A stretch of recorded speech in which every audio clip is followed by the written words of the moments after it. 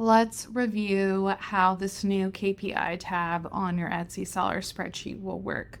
So when you import in your Etsy statement CSV into these light blue tabs, you should automatically start to see some data populating for you in this gray KPI table and on some of these colored charts over here.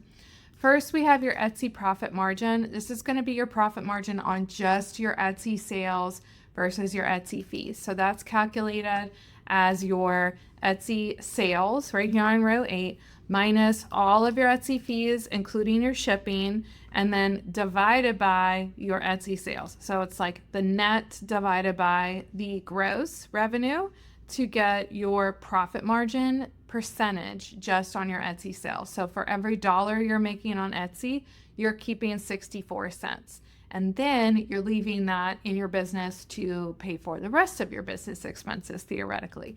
So next we have your total business profit margin. This is the same concept. It's just your total net income, your total sales minus your total expenses divided by your total sales. So profit margin is net income divided by gross revenue. If you want to learn more about increasing your profit margin or improving your profit margin, I've got a lot of resources on this at paperandspark.com. I'd suggest looking at the Goal Getting Guidebook in my shop as well.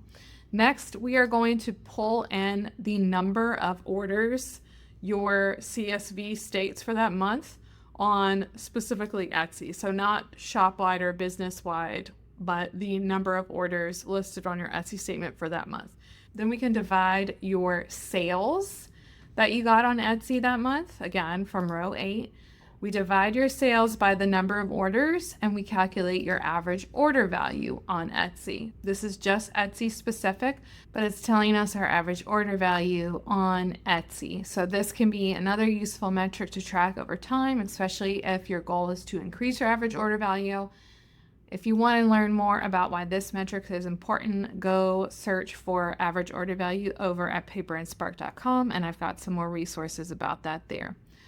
Finally, we have your conversion rate. We can't calculate this one automatically for you, but if you go look at your Etsy stats dashboard, they will tell you your conversion rate there, and you can manually enter it in each month if it's a metric that you want to track over time. We've got 4 graphs showing down here that may be useful if you like to visually see your sales and your expenses expressed this way.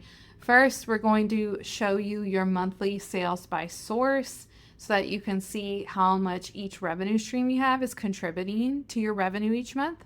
We've got your monthly spending versus your budget. If you decide you want to use this budget tab, it will graph how much you actually spend versus how much you were hoping to spend that month. Let's put in a couple of examples here so we can see how this graph works.